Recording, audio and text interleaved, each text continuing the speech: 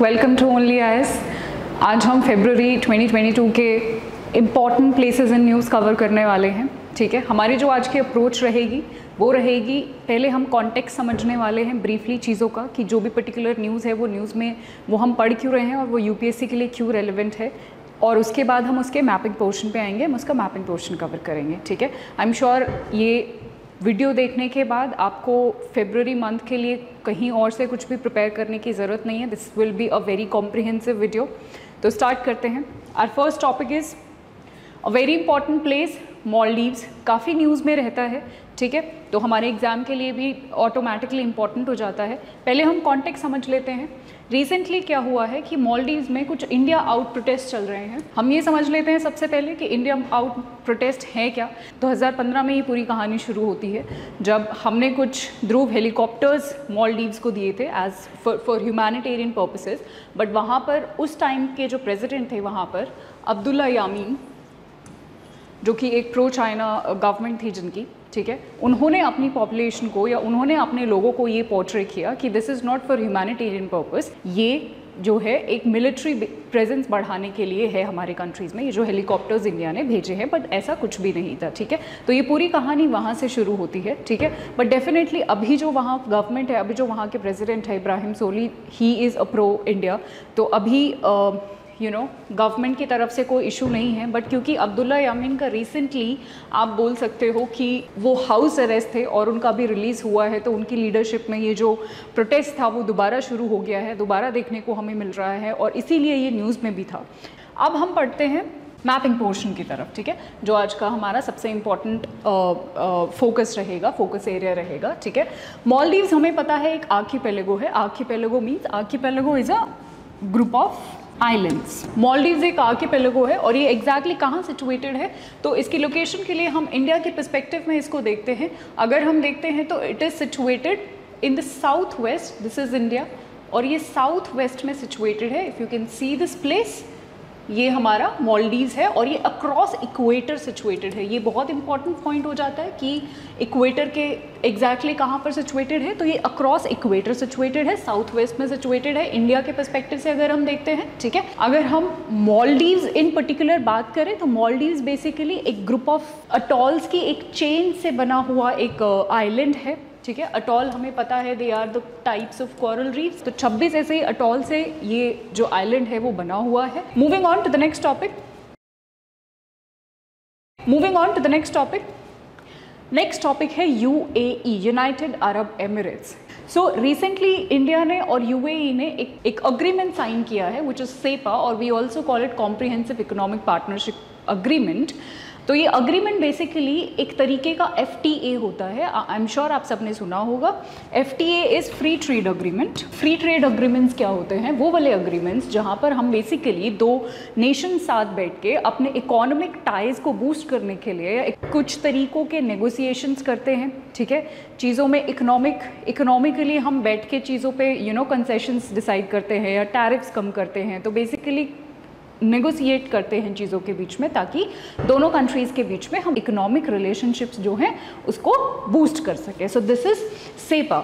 UAE के साथ अगर हम बात करें, जो प्रेजेंट जो हम इकोनॉमिक रिलेशन होल्ड करते हैं, या that is around $59 billion, right. ये हमारा प्रेजेंट सिनेरियो है।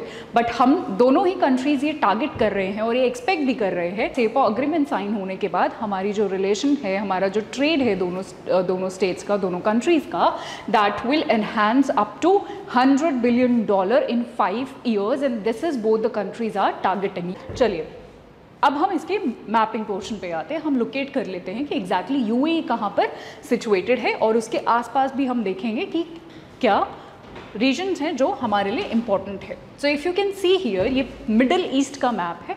हम सबको पता है मिडिल ईस्ट वाला रीजन यूपीएससी के पर्सपेक्टिव से कितना ज़्यादा इम्पॉर्टेंट है, ठीक है।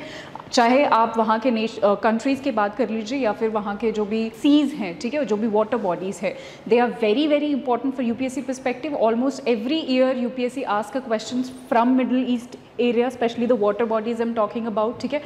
यूए की बात करते हैं तो यूए यहाँ पर सिचुएटेड है, सऊदी अरेबिया आप देख सकते हैं, सऊदी अरेबिया के ईस्टर्न साइड में यूएई सिचुएटेड है। इधर से अगर हम देखते हैं तो ओमान इसको बॉर्डर करता है, ठीक है। दुबई यूएई की जो है कैपिटल है। अगर हम कुछ वाटर बॉडीज़ की बात करें तो पर्शियन गल्फ और गल्फ ऑफ ओमान जो है यूएई को बॉर्डर करते हैं। Apart from this is Red Sea situated over here, यहाँ पर यमन है, this is Arabian Sea, this is Gulf of Aden, right, और ये मेडिटेरेनियन सी है। हम इसके बारे में डिटेल में पढ़ेंगे, बट ये लोकेशन अगर आप यूएई के पर्सपेक्टिव से देखना चाहें तो मेडिटेरेनियन सी यहाँ पर लोकेटेड है। यूपीएससी का सबसे फेवरेट टॉपिक है मेडिटेरेनियन सी पे, वो आए दिन क्वेश्चन पूछते रहते हैं। So this is Mediterranean sea. Alright, moving ahead, next topic है Donetsk and Luhansk region. I am sure आपने रशिया और यूक्रेन की ऑनगोइंग वॉर के बारे में काफ़ी सुना होगा, उसी से रिलेटेड बहुत सारे टॉपिक्स न्यूज़ में आते रहते हैं। Similarly this is one of those topics जो ये जो वॉर हुई है इसकी वजह से न्यूज़ में रहा है, ठीक है। हम समझते हैं डोनेट्स्क और लुहांस्क रीजन का कॉन्टेक्स्ट क्या है एग्जैक्टली, और फिर हम उसको मैप में भी देखेंगे, ठीक है।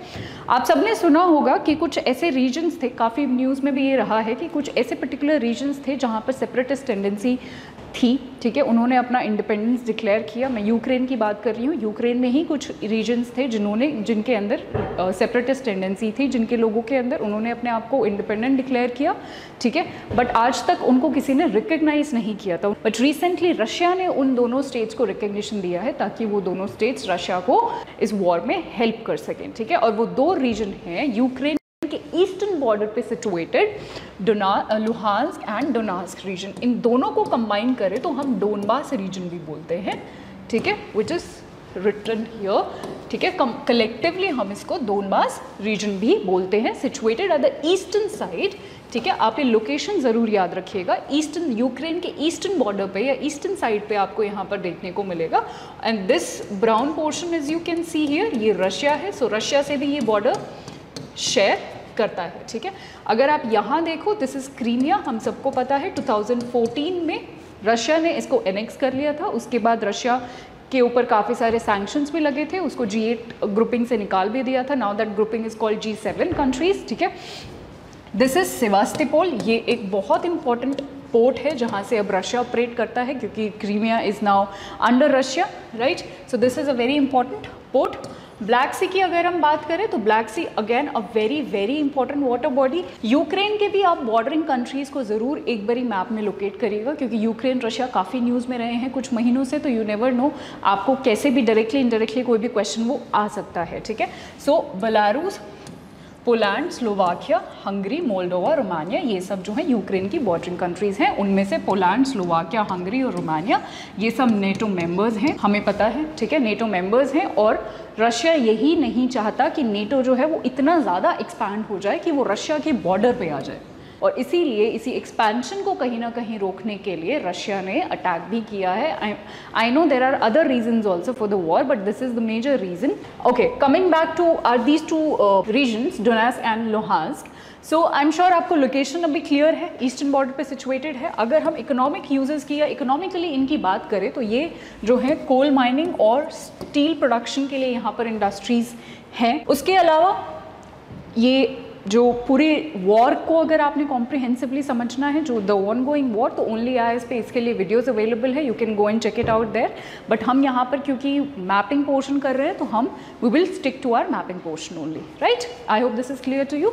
Moving ahead, next topic it is Nord Stream 2 से हमारा क्या मतलब है। नॉर्ड स्ट्रीम 2 बेसिकली एक नेचुरल गैस पाइपलाइन है, ठीक है। इन पाइपलाइन है कहाँ से कहाँ तक है, तो ये रशिया से जर्मनी तक ये एक पाइपलाइन है। And this is Nord stream number 2। I am sure Nord stream number 1 भी होगा और ऐसा आपके दिमाग में आ रहा होगा। तो definitely initially number 1, Nord stream number 1 pipeline को कंस्ट्रक्ट किया गया था, जो आप यहाँ पर देख सकते हो, जो ब्लैक कलर से जो ये जो लाइन जा रही है, दिस इज पाइपलाइन नंबर 1, जो काफ़ी पहले बना दी गई थी। और यहाँ से इसको यूज़ करके रशिया जो है अपनी नेचुरल गैस जर्मनी को एक्सपोर्ट करता है, और फर्दर जर्मनी जो है EU को या जो भी यूरोपियन यूनियन के जो स्टेट्स हैं उनको आगे गैस एक्सपोर्ट करता है। बट रिसेंटली क्या हुआ है, ली जो कॉन्टेक्स्ट है उसमें क्या हुआ है, क्योंकि ये वॉर चल रही है and we know Germany is a NATO member, ठीक है, who is against Russia in this war, right. तो जर्मनी नहीं चाहता, या जर्मनी कहीं ना कहीं लिमिट करना चाहता है रशिया को, ताकि वो यूक्रेन पे या अटैक कम कर दे, या फिर उसकी पावर्स कहीं ना कहीं लिमिटेड हो जाएं, ठीक है। तो इसीलिए जर्मनी ने अभी रिसेंटली ये एक स्टेप उठाया कि जो आपकी नेचुरल गैस पाइपलाइन नंबर 2 है, जो अभी अंडर कंस्ट्रक्शन ही है, mind you this you need to remember कि पाइपलाइन नंबर 1 का कंस्ट्रक्शन पूरा हो चुका था, वो यूज़ में भी थी, बट पाइपलाइन नंबर 2 है वो अभी कंस्ट्रक्शन में ही है। आई थिंक ऑलमोस्ट 90% कंस्ट्रक्शन उसका हो चुका है, बट अभी वहाँ से एक्सपोर्ट शुरू नहीं हुआ था। बट रशिया ने अभी एक्सपोर्ट शुरू होने से पहले, कंस्ट्रक्शन शुरू होने से पहले वहाँ पर चीज़ों को सर्टिफाई करना बंद कर दिया है कि अब आगे इस पर कोई काम नहीं चलेगा जब तक ये वॉर चलती है, तो हम चीज़ों को अभी के लिए सस्पेंड करते हैं। This is what Germany has told Russia. Apart from this, अगर हम पाइपलाइन नंबर 2 की लोकेशन देखें तो वो लोकेशन भी यही है एग्जैक्टली। अगर आप देखेंगे तो पाइपलाइन नंबर 1 के पैरेलली ही पाइपलाइन नंबर 2 भी रन कर रही है, और दोनों का ही सेम पर्पस है, नेचुरल गैस का ही एक्सपोर्ट करने वाले हैं दोनों। अगर हम इस पूरे सेकेंड पाइपलाइन की बात करें, so it is around 1230 kilometre long. So Germany has suspended the things and this was the context and this is the map, ठीक है। चलिए आगे बढ़ते हैं। अंडमान एंड निकोबार आइलैंड्स, ये टॉपिक आए दिन न्यूज़ में होता है, बट अभी इसका मैपिंग पोर्शन हम देख लेते हैं, एग्जैक्टली जो पूरा पिक्चर है वो समझ लेते हैं regarding Andaman and Nicobar islands.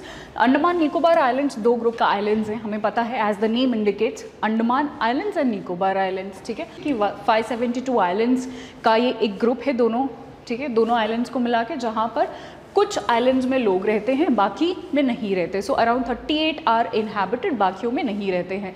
तो this is one factual point आप याद रख सकते हो। अगर हम इसके गवर्नेंस की बात करें तो ये आपको पता होगा, बहुत सिंपल पॉइंट है कि जो भी यूटीज़ होती हैं उनको हमारी सेंट्रल गवर्नमेंट गवर्न करती है। So central government controls this, और central government governs this through what, through Andaman and Nicobar administration, right. और हमारे यहाँ पर अंडमान एंड निकोबार में इंडिया की सबसे पहली, या इंडिया की द ओनली नॉट सबसे पहली, द ओनली इकलौती tri service command of the armed forces of Andaman and Nicobar is also situated. तो ये भी एक फैक्चुअल पॉइंट है जो आपको याद रखना है, तो इतना आप याद रखें। अगर हम थोड़ा सा मैप की तरफ देखें तो ये मैप इज़ शोइंग कि जो अंडमान निकोबार है is basically the southward extension, this is the southward extension of a mountain range जिस Arakan Yoma, right.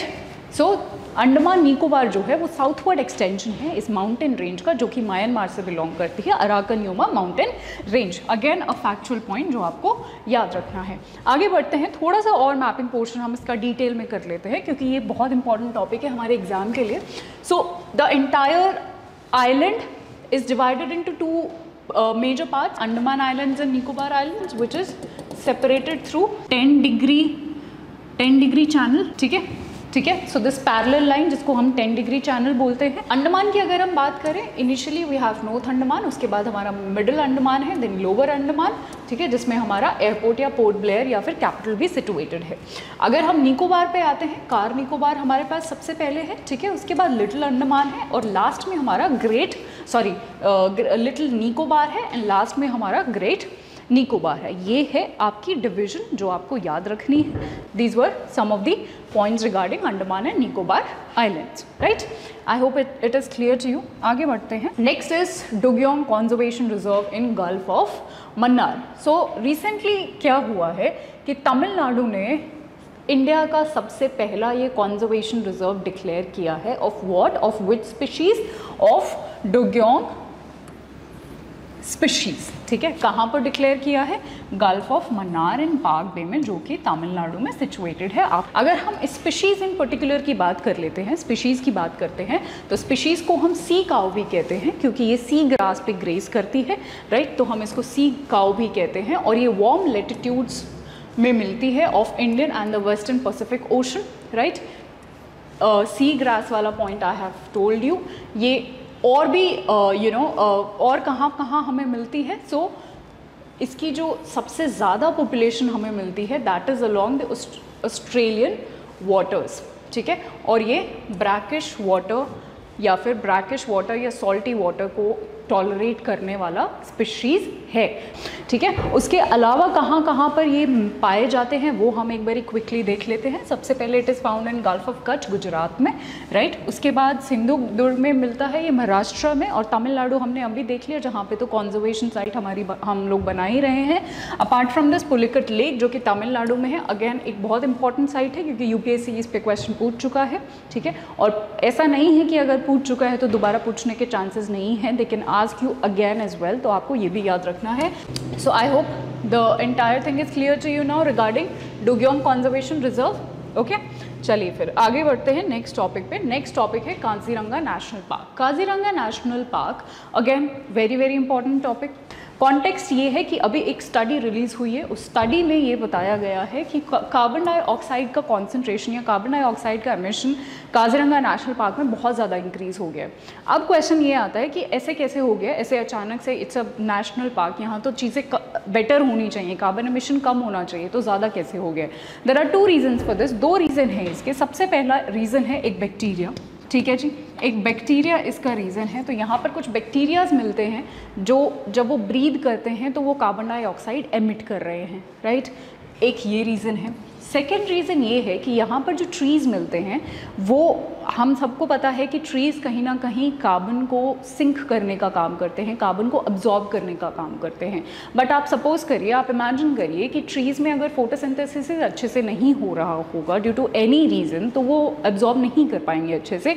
Similarly Kaziranga national park में भी हो रहा है कि वहाँ पर specially during was one point. दूसरा पॉइंट मैंने बताया आपको कि ट्रीज़ का था कि वहाँ पर क्या हो रहा है कि कुछ क्लाउड की फॉर्मेशन हो रही है स्पेशली रेनी सीजन में, और उनकी वजह से सन रेज प्रॉपरली ट्रीज़ तक पहुँच नहीं पा रही हैं, जिसकी वजह से फोटोसिंथेसिस अच्छे से नहीं हो पा रहा है, और इन टर्न जो ट्रीज़ हैं वो कार्बन को एब्जॉर्ब नहीं कर पा रहे हैं, ठीक है। तो बेसिकली एक ट्री जो है, एक बैक्टीरिया जो है वो रीज़न हुआ। अनदर ट्रीज़ का जो प्रॉपरली एब्जॉर्प्शन नहीं हो पा रहा है कार्बन एमिशन का, उसकी वजह से ये दो रीजंस कंबाइन होके जो कार्बन एमिट हो रहा है वो एटमॉस्फेयर में ज़्यादा हो रहा है और एब्जॉर्प्शन उनका प्रॉपरली नहीं हो पा रहा है, ठीक है। आई होप आपको कॉन्टेक्स्ट क्लियर हो गया कि कार्बन एमिशन क्यों वहाँ पर ज़्यादा हो रहा है। अब हम मैपिंग पोर्शन पे चलते हैं। मैपिंग पोर्शन पे जाएंगे तो आपको दिखेगा ये नॉर्थ ईस्ट का मैप है, ठीक है। This is Assam, right. और ये काफ़ी इजी है, हम सबको पता है कि काजीरंगा इज सिचुएटेड इन असम, ठीक है। बट असम में भी जो हमारे लिए इम्पॉर्टेंट है, क्योंकि यूपीएससी आपसे डायरेक्टली इतना इजी क्वेश्चन नहीं पूछेगा कि कौन से स्टेट में सिचुएटेड है कोई भी नेशनल पार्क, वो या तो आपको एग्जैक्ट लोकेशन आपसे पूछेगा, ठीक है। वो या तो आपसे ये पूछेगा कि मानस ईस्ट में है या काजीरंगा ईस्ट में है, ठीक है। तो उसके लिए बेसिकली जितने भी नेशनल पार्क्स हैं उनकी आपको प्रॉपर लोकेशन पता होनी चाहिए। आपको पता होना चाहिए कि ईस्ट टू वेस्ट अगर आपको अरेंज करने को आ जाए या साउथ टू नॉर्थ आपको अरेंज करने को आ जाए, तो वो आपको अरेंजमेंट प्रॉपर्ली आना चाहिए। उसके लिए आपको एग्जैक्ट लोकेशन का जानना बहुत ज़रूरी है, राइट। सो दिस इज़ मानस जो कि वेस्टर्न साइड पे सिचुएटेड है। जैसे जैसे आप ईस्टर्न साइड पे शिफ्ट होते हो आपके ये वाले पार्क्स आते हैं, नेशनल पार्क जो अभी मैं बताने वाली हूँ। फिर आपका आता है ओरांग, नामेरी, उसके बाद आता है आपका काजीरंगा नेशनल पार्क जिसकी हम अभी बात कर रहे हैं। उसके बाद ईस्टवर्ड साइड और द ईस्टर्न मोस्ट आप बोल सकते हो इस Dibru Saikhowa national park. National parks काफ़ी इंपॉर्टेंट टॉपिक है हमारे एग्जाम के लिए, तो आपको जो भी डायरेक्शंस हैं इनकी वो आनी चाहिए। ऑल्सो यहाँ पर जो रिवर, सबसे ज़्यादा रिवर जो इम्पॉर्टेंट है वो है हमारी ब्रह्मपुत्रा। इसके बाद अगर हम काजीरंगा नेशनल पार्क की बात करें पर्टिकुलरली, तो ये यूनेस्को वर्ल्ड हेरिटेज साइट है। हमें पता है 1985 में इसको वर्ल्ड हेरिटेज साइट का दर्जा मिला था, ठीक है। और यहाँ पर जो स्पीशीज़ सबसे ज़्यादा मिलती है, और ये काफ़ी इंपॉर्टेंट फैक्ट बन जाता है हमारे प्रीलिम्स के लिए, कि यहाँ पर वन हॉर्न्ड राइनोसेरस काफ़ी ज़्यादा मात्रा में मिलते हैं, राइट। तो ये हमें याद रखना है। उसके साथ साथ ये एक टाइगर रिजर्व भी है और इम्पॉर्टेंट बर्ड एरिया भी है जो कि बर्ड लाइफ इंटरनेशनल ने डिक्लेयर किया था। चलिए आगे बढ़ते हैं। Next is white cheek macaque.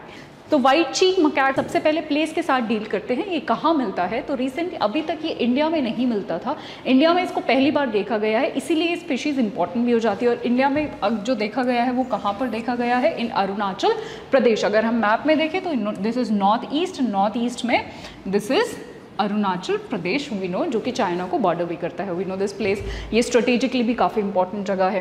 White cheek macaque इसलिए बोलते हैं क्योंकि ये वाइटिश पिंकिश कलर के इसके चीक्स होते हैं, as you can see over here, इसलिए इसका नाम भी ऐसा रखा गया है, ठीक है। उसके अलावा इसके बहुत ज़्यादा नेक पे बहुत ज़्यादा थिक हेयर होते हैं, इसकी टेल जो होती है काफ़ी लॉन्ग होती है। ये तो कुछ फीचर्स हैं, ठीक है, ये कुछ फीचर्स हैं जो आप याद रख सकते हो। उसके अलावा हमने देखा कि अरुणाचल प्रदेश के मकैक और जो वाइट चीक मकैक हैं, ये दोनों ही मकैक्स, क्योंकि मकैक्स तो पहले भी प्रेजेंट थे अरुणाचल प्रदेश में, ठीक है, बट ये वाइट चीक मकैक यहाँ पर हमने पहली बार स्पॉट किया है, राइट। तो ये दोनों ही मकैक्स जो हैं वो सेम बायोडाइवर्सिटी हॉटस्पॉट में रहते हैं, this is what this point is mentioning, ठीक है। ये दोनों ही मकैक सेम बायोडाइवर्सिटी हॉटस्पॉट में मिलते हैं। अब आप सोच रहे होंगे, अगर आपको बायोडाइवर्सिटी हॉटस्पॉट का मतलब नहीं पता, तो in simple words biodiversity hotspot का मतलब वो होता है वो एरिया जहाँ का एक significant level of biodiversity extend हो चुकी है या डिस्ट्रॉय हो चुकी है, ठीक है।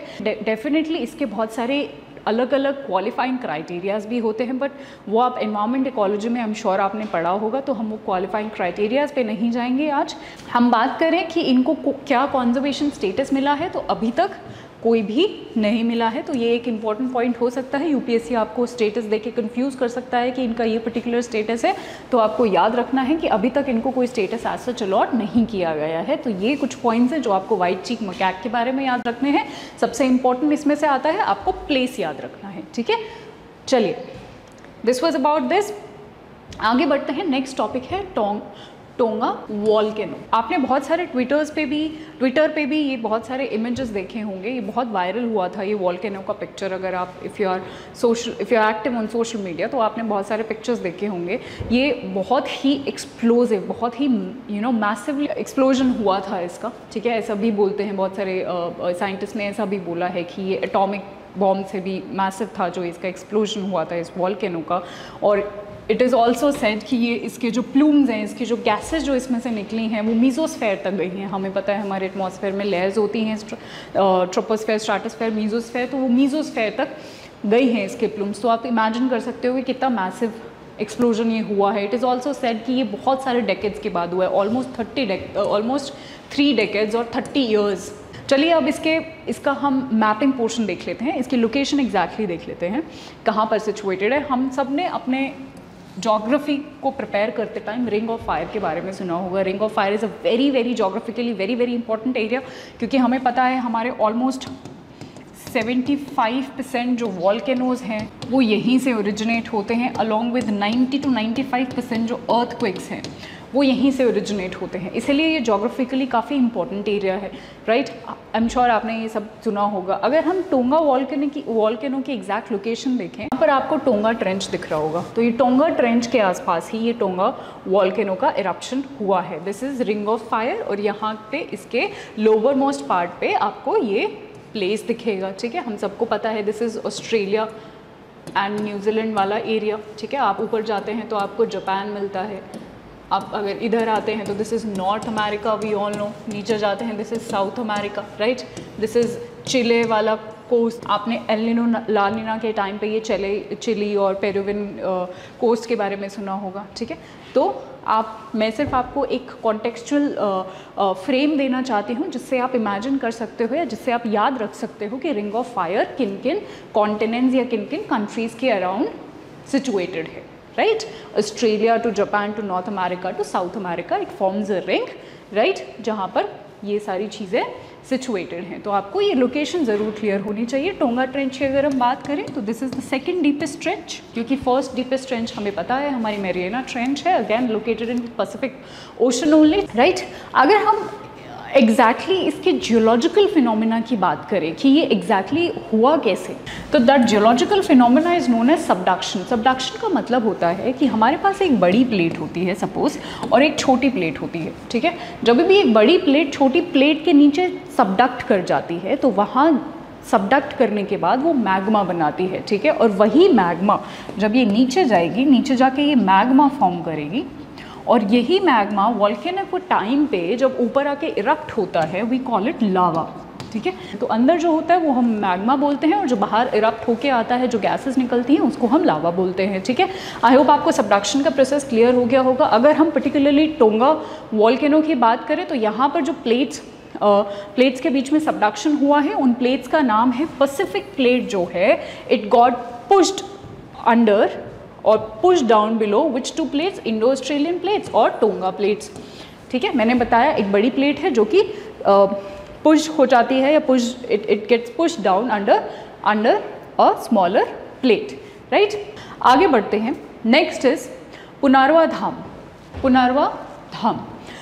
आप सबको पता होगा कि हम भगवान राम को हमारी कंट्री में बहुत रिस्पेक्ट मिलती है, उनसे रिलेटेड जितने भी प्लेसेस हैं, लाइक फॉर एग्जांपल अयोध्या, उनको कितना ज़्यादा फेमसली हम प्रमोट करते हैं, कितना रिस्पेक्ट करते हैं। उसी लाइन पे, ऑन द सिमिलर लाइंस, हम चाहते हैं कि सीता माँ का जो जन्म स्थान है या फिर उनसे रिलेटेड जो एरियाज़ हैं उनको भी सेम दर्जा मिले या सेम रिस्पेक्ट मिले, ठीक है, या फिर सेम टूरिज़्म मिले, आप बोल सकते हो। तो उसी चीज़ को प्रमोट करने के लिए बिहार गवर्नमेंट ने ये रिक्वेस्ट करी थी कि इस धाम को भी, पुनर्वा धाम जो कि सीता माँ के जन्म स्थान से रिलेटेड है, इसको भी हम एक टूरिस्ट अट्रैक्शन या फिर आप बोल सकते हो हम किसी सर्किट में इसको इंक्लूड करें। हमें पता है कि हमारे पास बहुत सारी गवर्नमेंट स्कीम्स हैं जिनके तहत हमने सर्किट्स बनाए हुए हैं। इस पुनर्वा धाम को भी, जो कि सीता माँ के बर्थ प्लेस से रिलेटेड है, उसको भी रामायणा सर्किट के अंदर इंक्लूड कर दिया गया है, just to give that promotion to Punaura Dham, ठीक है। चलिए अब देख लेते हैं सेकंड क्वेश्चन जो आता है, वो सबसे इम्पॉर्टेंट है कि स्वदेश दर्शन स्कीम क्या है और इसके अंदर जितने भी सर्किट्स हैं उनका क्या मतलब है। स्वदेश दर्शन स्कीम एक स्कीम है जो कि मिनिस्ट्री ऑफ टूरिज्म के अंदर आती है। डेफिनेटली इस स्कीम के अंदर एक बहुत अच्छा इनिशिएटिव गवर्नमेंट ने लिया हुआ है, विच आई पर्सनली लव्ड इट। वो इनिशिएटिव क्या है? इनिशिएटिव ये है कि हम जितने भी हमारी कंट्री में टूरिस्ट स्पॉट्स हैं उनको हम सर्किट्स में डिवाइड कर देंगे। सर्किट्स में डिवाइड कर देंगे मतलब लाइक फॉर एग्जांपल कि हमारे कंट्री में कोई भी फॉरेनर टूरिज्म के लिए आता है, ठीक है, टूर के लिए आता है और उसको बुद्धिज़्म के बारे में सब कुछ जानना है, ठीक है। उसके लिए बहुत डिफ़िकल्ट हो जाएगा ये ढूंढना कि मेरे को कहाँ एग्जैक्टली जाना है बुद्धिज़्म के बारे में जानने के लिए। इसीलिए इसी चीज़ को प्रमोट करने के लिए, इसी चीज़ को बेटर बनाने के लिए, ताकि लोगों को कन्फ्यूजन ना हो, कोई प्रॉब्लम ना हो, हमने ना चीज़ों को सर्किट में डिवाइड कर दिया है, जिसमें हमने 15 सर्किट्स बनाए हैं। जैसे फॉर एग्जाम्पल एक सर्किट का नाम है बुद्धिज़्म सर्किट। अगर आपको बुद्धिज़्म के बारे में सब कुछ जानना है, आप उस सर्किट के अलॉन्ग ट्रैवल कर सकते हैं। बुद्धिज़्म सर्किट पर हमने वो सारी जगहों को कनेक्ट कर दिया है जो कि बुद्धिज़्म या लॉर्ड बुद्धा के जन्म से या उनके पूरे लाइफ से रिलेटेड हैं। तो ठीक है, ऐसे ही करके हमारे पास 15 सर्किट हैं। उसमें से एक सर्किट का नाम रामायण सर्किट भी है, विच इज़ कि अगर आपको लॉर्ड राम के बारे में कुछ भी जानना हो तो आप रामायण सर्किट को चूज़ कर सकते हैं। और अगर रामायण सर्किट के अलॉन्ग ट्रैवल करके, लाइक फॉर एग्जांपल ये सारे जो आप प्लेसेस देख रहे हो, ये रामायण सर्किट में ये सारे प्लेसेस हमने इन्वॉल्व करे हुए हैं, ठीक है। तो जैसे जैसे अगर आप ट्रैवल करते हैं इन स्पॉट्स के या इन प्लेसेस के थ्रू आपको रामायण सर्किट के बारे में या राम के पूरी लाइफ के बारे में सब कुछ पता चल जाएगा। This was the idea behind of स्वदेश दर्शन स्कीम। उसके अलावा हमारे पास एक प्रसाद स्कीम भी है। PRASAD stands for pilgrimage rejuvenation and spiritual augmentation drive scheme. ये हमें पता है मिनिस्ट्री ऑफ टूरिज्म की ही एक स्कीम है, ताकि जितना भी हमारा रिलीजियस टूरिज्म को हम प्रमोट कर स्कीम है। सो बेसिकली ये जो सारी स्कीम है, ये दोनों स्कीम्स जो हैं ये टूरिज्म को कहीं ना कहीं प्रमोट करने के लिए बनाई गई हैं। और आपने प्रेजेंट जो कॉन्टेक्स्ट है या प्रेजेंट जो डेवलपमेंट है इस स्कीम में, वो आपने देख ली है। रामायण सर्किट वाली जो डेवलपमेंट है, पुनर्वा धाम वाली जो डेवलपमेंट है, आपको याद रखना है Punaura Dham is related to Sita Maa's birth place, ठीक है। चलिए, that is all you need to remember. आगे बढ़ते हैं। नेक्स्ट है इस कारकट्टम डांस। कारकट्टम डांस, तो again there are 2 things you need to remember. आपको सिर्फ 2 चीज़ें याद रखनी है रिगार्डिंग दिस पर्टिकुलर न्यूज़। तो फर्स्ट चीज़ आपको जो याद रखनी है वो है कि स्टेट का नाम आपको याद रखना है। स्टेट का नाम याद रखने के लिए, okay just a second, state का नाम याद रखना है कि कौन से स्टेट से ये बिलोंग करता है। तो ये बेसिकली ये तमिलनाडु से बिलोंग करता है। बिलोंग तो ये तमिलनाडु से करता है, ये तमिलनाडु का एंशिएंट फोक डांस है, पर अभी जो कॉन्टेक्स्ट है, अभी जो रीसेंट डेवलपमेंट है वो ये है कि केरला में भी कुछ लोग इसको परफॉर्म करते हैं और उन्होंने ये रिक्वेस्ट किया है कि केरला में भी इस डांस को, इस पर्टिकुलर डांस फॉर्म को एक एग्रीकल्चरल आर्ट फॉर्म का दर्जा दिया जाए। तो ये केरला ने अभी डिमांड करी है, बाकी दिस बिलोंग्स टू तमिलनाडु, ये आपको याद रखना है। अगर आप थोड़े से डांस के फीचर्स जानना चाहो तो इसके बेसिकली फीचर्स आपको ये पिक्चर देख के क्लियर हो जाएंगे कि ये जो भी डांसर्स हैं ये सर पे ऐसे पॉट्स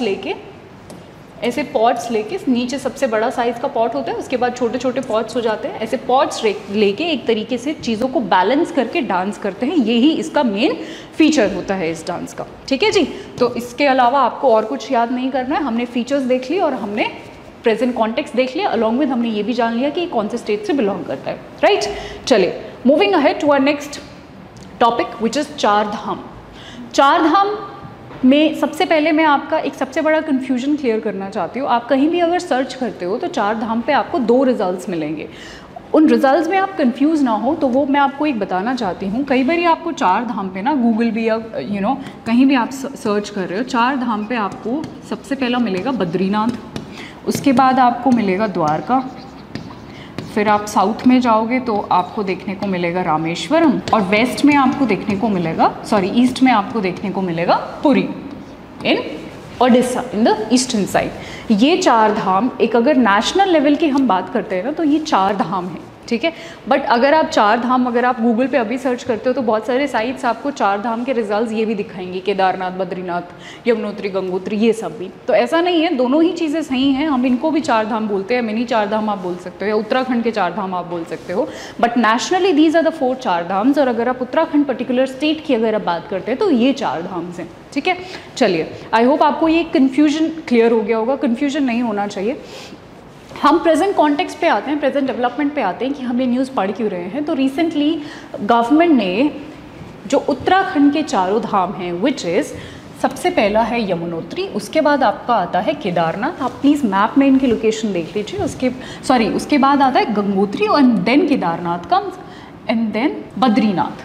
ठीक है, ये आपके जो लोकेशंस हैं। गवर्नमेंट ने ये प्रपोज किया है कि हम इन चारों धामों को कनेक्ट करना चाहते हैं और उसको कनेक्शन के लिए हम एक रोड बनाना चाहते हैं अराउंड 900 किलोमीटर का आई गेस। ठीक है, ताकि इन चारों धामों को हम कनेक्ट कर पाए और टूरिज़्म को प्रमोट कर पाए। इसके पीछे भी इंटेंशन सेम ही है, टू प्रमोट टूरिज़्म। बट ये हमेशा कंट्रोवर्सीज़ में रहता है क्योंकि हमें पता है इस स्टेट की जो इकोलॉजी है वो बहुत फ्रेजाइल है, हमें पता है हिली टेरेन है, हमें पता है कि अगर कंस्ट्रक्शन होगा तो कार्बन डाइऑक्साइड बढ़ेगा, हमें पता है कंस्ट्रक्शन होगा तो डिज़ास्टर आने के चांसेस ज़्यादा बढ़ेंगे, कार्बन डाइऑक्साइड बढ़ेगा तो हमें पता है ग्लेशियर, वहाँ पे जो बर्फ़ प्रेजेंट है वो भी मेल्ट होने के काफ़ी ज़्यादा चांसेस हैं। तो इकोलॉजिकली इतना फ्रेजाइल एरिया है, उसमें कंस्ट्रक्शन करना बहुत चैलेंजिंग है, बहुत सारे डिसएडवांटेजेस के साथ हमारा कंस्ट्रक्शन वहाँ पर हो सकता है, इसीलिए ये काफ़ी कंट्रोवर्शियल पॉइंट है, काफ़ी ज़्यादा न्यूज़ में रहता है। तो ये था इस पूरे टॉपिक के बारे में। आगे बढ़ते हैं, नेक्स्ट इज मेकेदातु प्रोजेक्ट। सबसे पहले तो मेकेदातु प्रोजेक्ट जब आपके दिमाग में आता है या जब आप सुनते हो, whenever you come across this word, आपके दिमाग में सिर्फ एक रिवर का नाम आना चाहिए विच इज़ कावेरी। ठीक है, इसी से आपके बहुत सारे क्वेश्चन सॉल्व होने के चांसेस हैं। मेकेदातु प्रोजेक्ट एक्चुअली एक कंट्रोवर्शियल प्रोजेक्ट है या फिर एक डिबेटेड प्रोजेक्ट है या डिस्प्यूटेड प्रोजेक्ट है बिटवीन 2 स्टेट्स, स्पेशली 2 स्टेट्स हैं जो कि कर्नाटका एंड तमिलनाडु। अच्छा जी, क्या कंट्रोवर्सी है? क्या ऑफ कोर्स अगर रिवर है तो पानी के वाटर शेयरिंग डिस्प्यूट ही होगा। ठीक है, जितने भी रिवर डिस्प्यूट्स होते हैं, वाटर शेयरिंग डिस्प्यूट्स होते हैं, वो कहता है कि हमें कम पानी मिल रहा है, दूसरा स्टेट कहता है हमें कम पानी मिल रहा है, दैट इज़ द इशू। आज हम इसके मैपिंग पोर्शन पे ज़्यादा फोकस करने वाले हैं। इस प्रोजेक्ट का जो पूरा पर्पस है वो ये है, ये जब project around it got proposed in 2013, I guess Karnataka government ने काफ़ी सालों पहले ये प्रोजेक्ट को प्रपोज किया था। प्रपोज करने का सबसे बड़ा रीज़न था कि कर्नाटका में एक सिटी है, हमें पता है, जो कि यहाँ पर ऑलमोस्ट यहाँ पर सिचुएटेड है, बैंगलोर। ठीक है, बैंगलोर एक बहुत ही डेंसली पॉपुलेटेड सिटी है, वाटर क्राइसिस आए दिन हमें वहाँ पे देखने को मिलते हैं। तो Karnataka government was of the view कि हम यहाँ पर एक रिजर्वायर बनाते हैं ताकि बैंगलोर का वाटर क्राइसिस हम ख़त्म कर सकें, ठीक है। This was one of the reason. उसके अलावा बहुत सारे रीज़न थे कि हाइड्रो पावर भी हम जनरेट कर सकते हैं। तो ये पूरा एक मल्टीपर्पज़ प्रोजेक्ट है। बाकी जो इसका मेजर रीजन था वो ये था कि बैंगलोर के वाटर क्राइसिस को हम ख़त्म कर सकें, बट तमिलनाडु उसको अपोज करता है हमेशा। ये पूरा इशू है। आपने बैंगलोर की पोजीशन याद रख। चलिए, तो हमें पूरा ये डिस्प्यूट समझ आ गया है, कर्नाटका तमिलनाडु के बीच में है। अगर हम वैसे बात करें, कावेरी बेसिकली 4 स्टेट्स के बीच में इसका पानी शेयर होता है, कर्नाटका तमिलनाडु के बीच में मेजर, उसके बाद केरला और पुदुचेरी भी 2 स्टेट्स हैं जो कि कावेरी का पानी शेयर करती हैं, बट वो बहुत छोटे अमाउंट का पानी है, कम अमाउंट का पानी है, इसलिए उनको हम ज़्यादातर ज़्यादा वो न्यूज़ में भी नहीं होते हैं। ये दो स्टेट्स जो हैं वो ज़्यादा पानी यूज़ करते हैं, इसलिए काफ़ी कंट्रोवर्शियल भी हैं, इसलिए काफ़ी ज़्यादा न्यूज़ में भी रहते हैं। एनीवेज, अब आते हैं हम एग्जैक्टली अपने मैपिंग पोर्शन पे। अगर मैं कावेरी की आपको कुछ ट्रिब्यूटरीज़ की बात करूं तो कावेरी की कुछ ट्रिब्यूटरीज़ हैं, हरंगी, काबिनी, हेमवती। ये कुछ कावेरी की ट्रिब्यूटरीज़ हैं, ठीक है, जो कि ऐसे कावेरी हमें पता है स्टार्ट्स इन कर्नाटका और फिर ऐसे केरला तमिलनाडु से होते हुए इट फ्लोज। मेकेदातु प्रोजेक्ट, उसकी जो लोकेशन है वो भी आप याद रखें, जो यहाँ पर है almost at the border of Karnataka and Tamil Nadu. तो ये लोकेशन आपके लिए याद रखनी बहुत ज़रूरी है।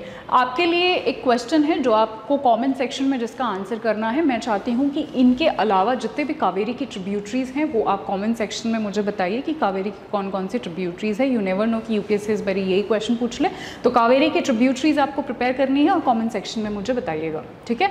So this was about Mekedatu project. चलिए आगे बढ़ते हैं। Next is Krishna river water dispute. Again एक और water dispute, Krishna water dispute. Krishna river जो है हमें पता है it starts in Maharashtra. Maharashtra में स्टार्ट होती है, ठीक है। महाराष्ट्र में एक डिस्ट्रिक्ट है सतारा डिस्ट्रिक्ट, सतारा डिस्ट्रिक्ट से कृष्णा रिवर स्टार्ट होती है, ओरिजिनेट होती है। वहाँ पर भी महाबलेश्वर है जो हम सबने सुना होगा। वहाँ से कृष्णा रिवर स्टार्ट होती है। स्टार्ट होने के बाद it comes to Karnataka, Andhra Pradesh and Telangana, ठीक है। हमने मैप में भी चारों स्टेट्स को देख लिया है और इसके एग्जैक्टली फ्लो को भी देख लिया है, ठीक है। फिर उसके बाद ये बे ऑफ बंगाल में चली जाती है, ठीक। उसके बाद अगर हम थोड़े से ट्रिब्यूटरीज़ की भी बात कर लेते हैं कि इसकी जो लेफ्ट बैंक ट्रिब्यूटरीज़ हैं कृष्णा रिवर की वो है भीमा, डिंडी, हालिया, मूसी एंड मुनेरू। उसके अलावा जो राइट बैंक ट्रिब्यूटरीज़ हैं those are Koyna, Panchganga, Ghataprabha, Malaprabha and the very very important and very famous tributary is Tungabhadra, ठीक है। तो ये सारी ट्रिब्यूटरीज़ हैं। आप इसका एक स्क्रीनशॉट भी ले सकते हो या इसको आप सेव कर सकते हो ताकि आप स्पेशली प्रीलिम से पहले इसको रिवाइज़ कर सको, इसके जो ट्रिब्यूटरीज़ हैं स्पेशली उनको रिवाइज़ कर सको। So it was about Krishna river and the Krishna water dispute in total, ठीक है। चलिए आगे बढ़ते हैं। Next is permanent Indus commission. Permanent Indus commission भी अगेन एक ऐसा टॉपिक है जो सालों साल से न्यूज़ में है। जब से actually I want to tell you कि जब से एक्चुअली ये ट्रिटी साइन हुई है तब से ये कंट्रोवर्सीज़ में है, तब से न्यूज़ में है। तो इसीलिए हमारे एग्ज़ाम के लिए भी काफ़ी रेलेवेंट हो जाती है, काफ़ी इंपॉर्टेंट हो जाती है। और क्योंकि 2 कंट्रीज़ इन्वॉल्व हैं which is India and Pakistan, इसीलिए भी ये थोड़ा हमारे लिए इम्पॉर्टेंट हो जाता है। अभी इसका रीसेंट कॉन्टेक्स्ट समझ लेते हैं। रिसेंटली अभी इनकी एक्चुअली हर साल एनुअल मीटिंग्स होती हैं। तो उस एनुअल मीटिंग में इस कमीशन की मीटिंग को अटेंड करने के लिए हमारे यहाँ से कुछ लोग गए थे पाकिस्तान में इसको अटेंड करने के लिए। इस बारी की मीटिंग की पॉइंट का जो सबसे इम्पॉर्टेंट पॉइंट था वो ये था कि फॉर द फर्स्ट टाइम, जो सबसे सिग्निफिकेंट पॉइंट था वो ये था कि फॉर द फर्स्ट टाइम कुछ लेडीज़ हमारे यहाँ से गई थी। There were around 3 female officers जो हमारे यहाँ से गए थे, ठीक है, इस मीटिंग को अटेंड करने के लिए। तो ये पहली बार हुआ था तो इसलिए न्यूज़ में भी था, ठीक है। अब जान लेते हैं परमानेंट इंडस कमीशन के बारे में, ठीक। या ये जो बेसिकली ये जो ट्रिटी है ये 1960 में साइन हुई थी बिटवीन 2 पीपल, हम पीएम जवाहरलाल नेहरू जी और उनके अलावा वहाँ के या पाकिस्तान के जो प्रेसिडेंट थे उस टाइम पे आयूब खान, उनके बीच में ये ट्रीटी साइन हुई थी, जो कि वर्ल्ड बैंक ने ब्रोकर कराई थी, वर्ल्ड बैंक ने मीडिएट करवाई थी। ठीक है, इसीलिए आज भी कोई भी अगर इशू होता है तो पाकिस्तान वर्ल्ड बैंक के पास पहुँच जाता है कि आपने ये मीडिएट करवाई थी और अब हमें ये प्रॉब्लम्स हो रही हैं, तो आप हमारी हेल्प कीजिए। ठीक है, तो ये आपका थोड़ा हिस्टोरिकल पॉइंट ऑफ व्यू से अगर आप जानना चाहें तो। उसके अलावा अगर हम पानी के शेयर की बात करें कि तो उसका डिवीजन है around 32 MAF which is million एकड़ फीट। जो पानी है वो है हमारे पास इंडिया के पास। ऑन दी अनदर हैंड आप देखेंगे कि 135 MAF जो पानी है वो है पाकिस्तान के पास। अब शायद आपको देखने से लग रहा होगा कि ये तो बहुत ही ये हमारे लिए तो बहुत डिसएडवांटेजेस है कि हमारे पास इतना कम पानी है। हाँ जी बिल्कुल, पर इसको कॉम्पनसेट करने के लिए भी इस ट्रीटी में कुछ क्लॉजेस थे। हम उस डिटेलिंग पे नहीं जाएंगे, बस क्विकली मैं बताना चाहती हूँ कि कुछ एक्सेप्शंस इसमें डाले गए थे ताकि हम लोग को कॉम्पनसेट किया जा सके, क्योंकि हम लोग के पास कम पानी आ रहा है। ठीक है, कि हम कुछ इरिगेशन करना हो या फिश कल्चर करना हो या बहुत सारे एक्सेप्शन की एक लिस्ट है, ये वाले अगर हमें काम करने हैं तो हम पाकिस्तान वाली जो रिवर्स हैं उनका पानी भी यूज़ कर सकते हैं। उससे पहले मैं आपको बताना चाहूँगी कि एग्जैक्टली कैसे डिवीज़न हुआ था रिवर्स का between India and Pakistan in that treaty. जो डिवीज़न हुआ था कि I से CJ, आपने इंटरनेशनल कोर्ट ऑफ जस्टिस का के बारे में सुना होगा, उसी का शॉर्ट फॉर्म से आप याद रख सकते हो। I for Indus, C for Chenab, Jhelum. तो ये जो तीन आपकी रिवर्स हैं उनका पानी विल गो टू पाकिस्तान। ठीक है, तो ये वेस्टर्न रिवर्स हैं और इनका पानी विल गो टू पाकिस्तान, ये डिसाइड हुआ था ट्रीटी में। बाकी बची हुई जो ईस्टर्न रिवर्स हैं जो कि रावी, बयास और सतलज, इनका पानी रहेगा इंडिया के पास। तो एक्सेप्शन में यही था कि कुछ एक्सेप्शनल केसेस में इंडिया ICJ का पानी भी यूज़ कर सकते हैं क्योंकि हम लोग के पास कम पानी का शेयर है। ठीक है, चलिए फिर आगे बढ़ते हैं। Next is AUKUS alliance. इसके फुल फॉर्म जानने से ही आपके कुछ फैक्चुअल क्वेश्चंस तो क्लियर हो जाएंगे। ठीक है, तो फुल फॉर्म जान लेते हैं। A stands for Australia, right, A stands for Australia and UK is UK United kingdoms and US is US United states of America. ठीक है, तो ये 3 कंट्रीज़ का मिलके एक अलायंस है और बेसिक पर्पस मैं इसका एक शॉर्ट लाइन में आपको बता देती हूँ। बेसिक पर्पस ये है कि चाइना को काउंटर करना है। ठीक है, तो 3 लोगों ने मिलकर ग्रुप बनाया कि चाइना को काउंटर करते हैं। ठीक, रीसेंट कॉन्टेक्स्ट या रीसेंट डेवलपमेंट ये है न्यूज़ में इसलिए था कि चाइना ने इसको थोड़ा सा, चाइना को तकलीफ हुई है, ऑफकोर्स होगी अगर उसके अगेंस्ट कोई काउंटर ग्रुप बनाएगा, तो चाइना को तकलीफ हुई है। उसने बोला है कि ये तो क्वाड ग्रुपिंग्स के इक्वल है या क्वाड ग्रुपिंग जैसा है, क्योंकि क्वाड भी कहीं ना कहीं आप बोल सकते हो कि चाइना को काउंटर करने के लिए ग्रुप बनाया गया है। क्वाड ग्रुप के जो मेंबर्स हैं वो है इंडिया, US, जापान, ये 4 क्वाड ग्रुप के मेंबर्स हैं। क्योंकि इसमें इंडिया है तो क्वाड ग्रुप हमारे लिए थोड़ा सा एग्जाम पर्सपेक्टिव से ज़्यादा इंपॉर्टेंट हो जाता है, right, more than the AUKUS alliance. But फिर भी चाइना के काउंटर पॉइंट्स में जहाँ हम लिखते हैं वहाँ हम ऑकस अलायंस को मेंशन डेफिनेटली कर सकते हैं, राइट। क्वाड ग्रुप के इक्विवेलेंट इसने बोला है, but that's not important for us कि चाइना ने कौन से ग्रुप को क्या बोला है। हमारे एग्जाम के लिए इम्पॉर्टेंट ये है कि हम उस अलायंस के बारे में जानें, उसकी लोकेशन के बारे में जानें, उसके पर्पस के बारे में जानें। ठीक है, पर्पस क्लियर हो गया है, आपको कंट्रीज़ के नाम क्लियर हो गए हैं। मैं आपको फटाफट मैप में भी दिखा देती हूँ कहाँ पर ये एग्जैक्टली लोकेशन ये लोकेटेड है ये countries. This is Australia, AUKUS alliance का मेंबर। उसके बाद ये UK है यूरोप में, ठीक है जी। उसके बाद दिस होल इज़ US, ये अलास्का वाला पार्ट है, ठीक है।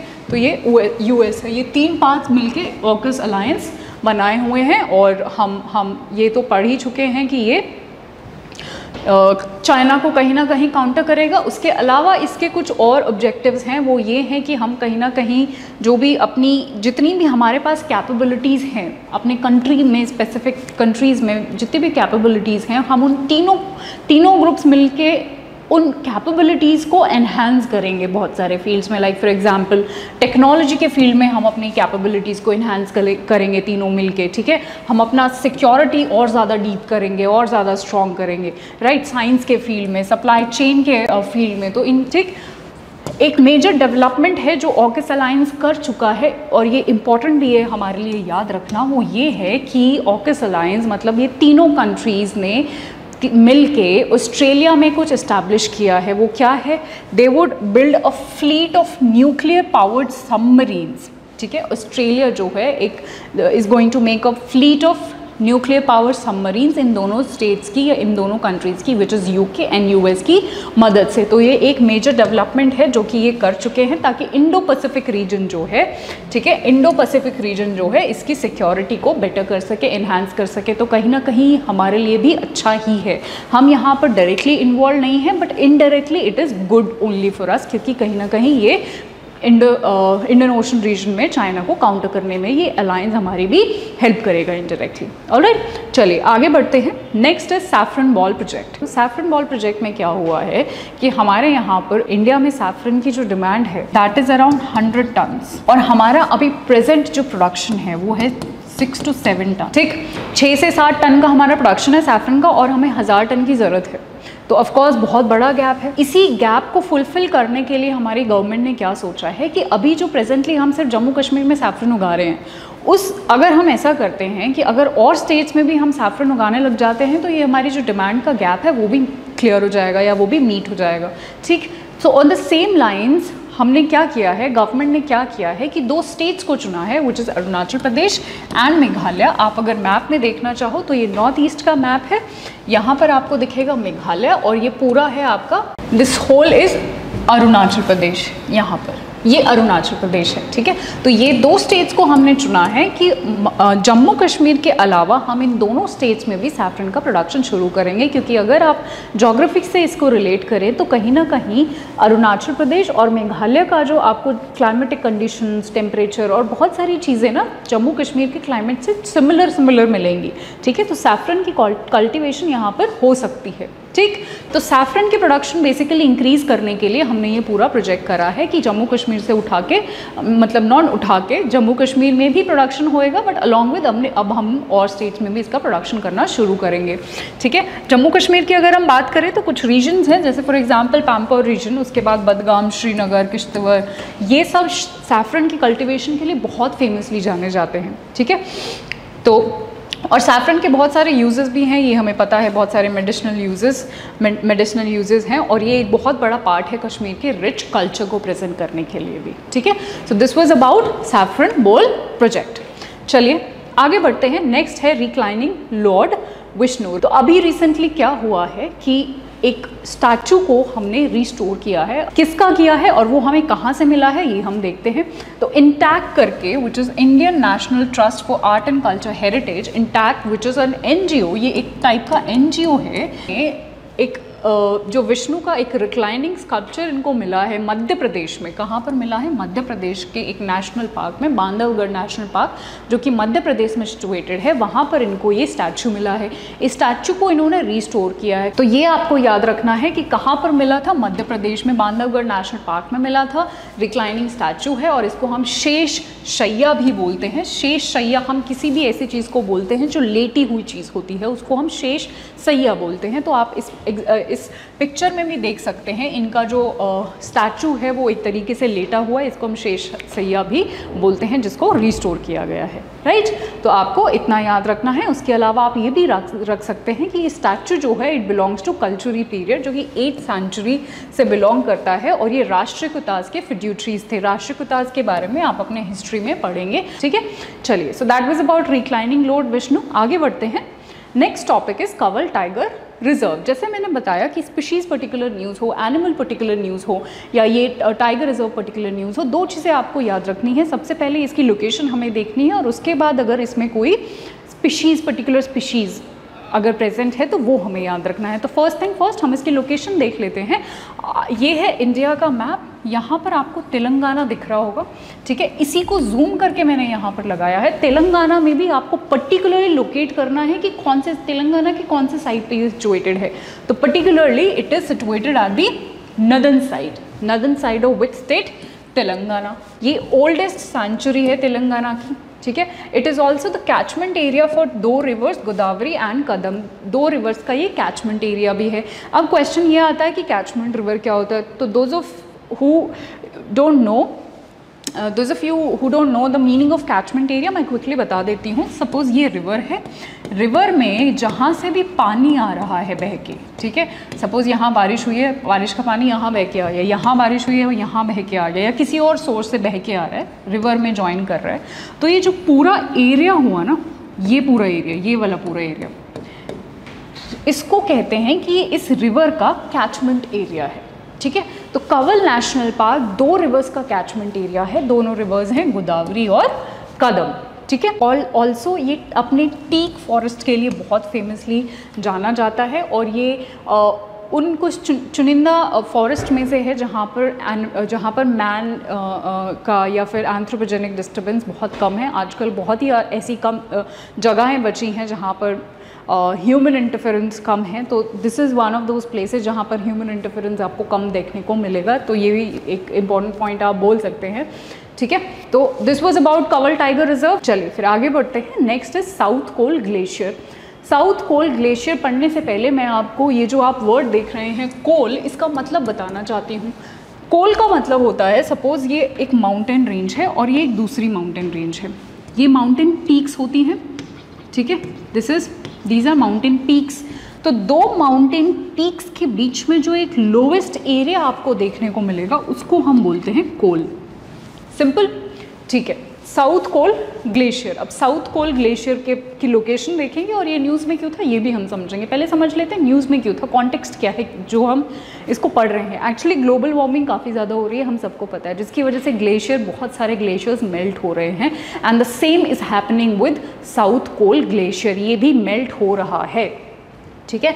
इसकी जो है आप बोल सकते हो 54 मीटर थिकनेस लास्ट 25 ईयर्स में कम हो गई है ड्यू टू द वार्मिंग, ठीक है। ग्लोबल वार्मिंग के कारण ये हो गया है। साउथ कोल का या कोल का मीनिंग मैं आपको बता चुकी हूँ। आपका क्वेश्चन ये आ सकता है कि एग्जैक्टली जो साउथ कोल ग्लेशियर है वो कौन सी 2 पीक्स के बीच में है। तो उसके लिए मैं आपको मैप पे लेके जाना चाहूँगी। जो पहली पीक है वो है माउंट एवरेस्ट, और जो सेकेंड पीक है दैट इज़ लॉटसे पीक, ठीक है।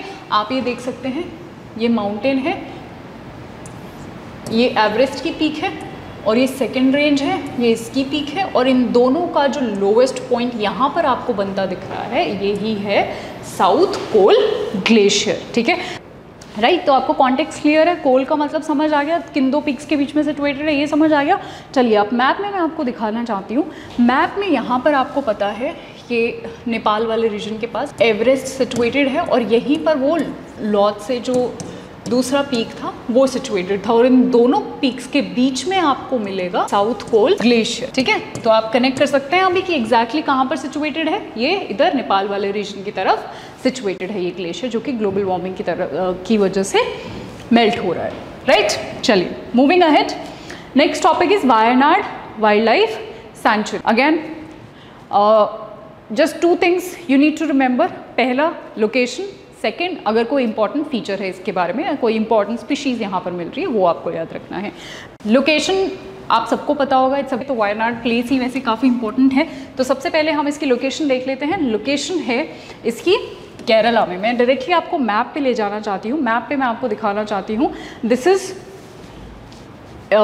ये केरला का मैप है जिसमें आप यहाँ पर ये नदन साइड पे, नॉर्थ ईस्टर्न साइड पे, नदन साइड पे आपको मिलेगा वायनाड, ठीक है, जिसकी हम बात कर रहे हैं। इसी को जूम इन करके मैंने यहाँ पर ये आपकी वायनाड को लगाया हुआ है, बट आपको केरला में एग्जैक्टली वायनाड कहाँ पर सिचुएटेड है, क्योंकि ये भी आजकल यूपीएससी करने लगा है। वो आपसे केरला तमिलनाडु की लोकेशन नहीं पूछेगा, वो आपसे केरला में कोई इंपॉर्टेंट सिटी या कोई इंपॉर्टेंट डिस्ट्रिक्ट की लोकेशन पूछेगा, वो आपसे कर्नाटका में कोई इंपॉर्टेंट डिस्ट्रिक्ट या कोई इंपॉर्टेंट लोकेशन, कोई इंपॉर्टेंट सिटी की लोकेशन पूछेगा। तो आपको थोड़ा सा वो उधर ध्यान रखना है कि अगर न्यूज़ में कोई भी चीज़ बहुत रिपीटेडली हो रही है या आप पढ़ रहे हो उसको, तो आप अपनी एटलस पे एक बार ही उसको लोकेट करना ज़रूर याद रखिएगा, ठीक है। चलिए वापस आते हैं वाइल्ड लाइफ सैंक्चुरी पर। वाइल्ड लाइफ सैंक्चुरी जो है ये एक नीलगिरी बायोस्फीयर रिजर्व का कंपोनेंट है। हम सबको पता है Nilgiri biosphere reserve a very important part of western Ghats. Nilgiri biosphere reserve, इसमें बहुत सारे प्रोटेक्टेड एरियाज़ भी आते हैं। एक ट्रिक भी मैं आपको बताने वाली हूँ। This is MNS West Bengal. Okay, MNS party के बारे में आपने सुना होगा, महाराष्ट्र की एक पार्टी है। तो मैंने वहीं से एक ट्रिक बनाया हुआ है कि MNS वेस्ट बंगाल में यही है 6 प्रोटेक्टेड एरियाज, जो नीलगिरी बायोस्फीयर रिजर्व के प्रोटेक्टेड एरियाज है, यूपीएससी ने क्वेश्चन पूछ भी चुका है इसके बारे में, वो ऑप्शन दिए हुए हैं कि ऑप्शन दे चुके हैं वो कि इनमें से कौन सा प्रोटेक्टेड एरिया नहीं है, तो वो आपको चूज़ करना था, ठीक है। सबसे पहला है Mudumalai. I want all of you to write as I am writing. M is Nagarhole, ठीक है। S इज़ साइलेंट वैली, जो कि आपका केरला में पड़ता है। W इज़ वायनाड, सो वायनाड जो कि नीलगिरी का ही एक प्रोटेक्टेड एरिया है। B is Bandipur which is in Karnataka and M is Mukurthi national park. ये 6 इंपॉर्टेंट एरियाज हैं, ये 6 प्रोटेक्टेड एरियाज हैं जो नीलगिरी बायोस्फीयर रिजर्व के कंपोनेंट है। ये आपको याद रखना है, यूपीएससी के लिए पूरा वेस्टर्न घाट ही इंपॉर्टेंट है, ठीक है। तो वायनाड भी इसका एक पार्ट है, ये हम देख चुके हैं। कुछ इंपॉर्टेंट स्पीशीज़ की बात कर लेते हैं जो वायनाड वाइल्ड लाइफ सेंचुरी में मिलते हैं। वहाँ पर हमें कुछ वल्चर्स देखने को मिलते हैं, इजिप्शियन वल्चर, हिमालयन ग्रिफॉन हमें वहाँ पर देखने को मिलेगा। उसके साथ साथ सिनोरिया जो कि एक वल्चर की दूसरी स्पीशीज़ होती है, वो भी हमें देखने को मिलेंगी।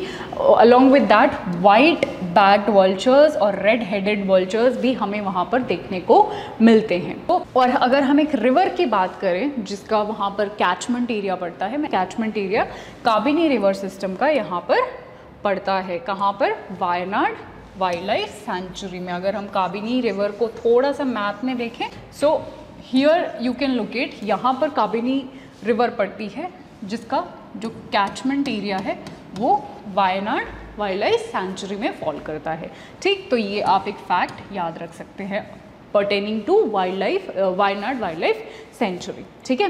सो this was all about it. हम इस एक बड़े मैप में भी देख चुके हैं इसकी एग्जैक्ट लोकेशन। चलिए आगे बढ़ते हैं। Next we have is Diego Garcia. Diego Garcia या फिर ऐसे ही आप बहुत सारे ऐसे आइलैंड के नाम आप न्यूज़ में पढ़ेंगे, ठीक है। तो हम देख लेते हैं क्विकली। ये जो है basically this is a disputed area between UK and Mauritius, ठीक है। पहला क्वेश्चन क्लियर, यूके और मॉरिशस के बीच में है। ये बेसिकली एक आर्कीपेलागो है, चागोज आर्कीपेलागो। हमने अगर हम मैप में आते हैं तो ये इंडिया है। इंडिया के पर्सपेक्टिव से अगर हम देखें तो इंडियन ओशन में यहाँ पर चागोज आर्कीपेलागो सिचुएटेड है, ठीक है। चागोज आर्कीपेलागो में ही ये एक पार्ट है जो है डियोगो गार्सिया, जिसकी आज हम बात कर रहे हैं। सो आर्कीपेलागो हमें पता है is a group of islands, तो उन्हीं आइलैंड्स में से एक आइलैंड है डियोगो गार्सिया, जिसपे यूके और मॉरिशस दोनों ही साथ में क्लेम करते हैं कि ये हमारा आइलैंड है, ये हमारा आइलैंड है। इसकी लैंड पे दोनों ही क्लेम करते हैं, इसलिए इन दोनों के बीच में एक डिस्प्यूटेड टेरिटरी है ये, ठीक है। हमारे लिए इंपॉर्टेंट है इसकी लोकेशन जानना इंडिया के पर्सपेक्टिव से, स्पेशली कि इंडियन ओशन में सिचुएटेड है और एग्जैक्टली यहाँ पर सिचुएटेड है, ठीक है।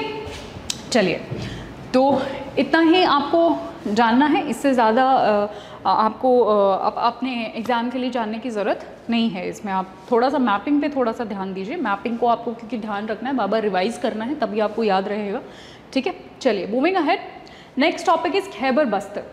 खैबर बस्तर सबसे पहले तो एक मिसाइल है। Belongs to which country? Belongs to Iran. तो ये आपको 2 फैक्ट्स आपको याद रखने हैं। ईरान की एक मिसाइल है, इससे ज़्यादा आपको कुछ याद नहीं रखना। इसने क्या किया, ये कैसे बनी, इसकी क्या टेक्नोलॉजी यूज़ करी, क्योंकि एक तो वो हमारी मिसाइल नहीं है कि हम इसकी टेक्नोलॉजीज़ के बारे में पढ़ें, ठीक है। बट हमारे लिए इससे ज़्यादा इंपॉर्टेंट क्या है कि हम ईरान की एक बारी लोकेशन को देख लें फटाफट, ठीक है। क्योंकि ईरान सिर्फ इस मिसाइल की वजह से नहीं, ईरान न्यूक्लियर डील जो है आपने सुना होगा, आपने 2018 में ट्रम्प जब आए थे तो उन्होंने विड्रॉ कर लिया था ईरान न्यूक्लियर डील से, पर अब क्योंकि चले गए हैं, जो बाइडन आ गए हैं, तो इसको रिवाइव करने की बात चल रही है सारे कंट्रीज़ के बीच में कि ईरान न्यूक्लियर डील को दोबारा से रिवाइव किया जाए। इसलिए आजकल ये काफ़ी न्यूज़ में भी है ईरान न्यूक्लियर डील।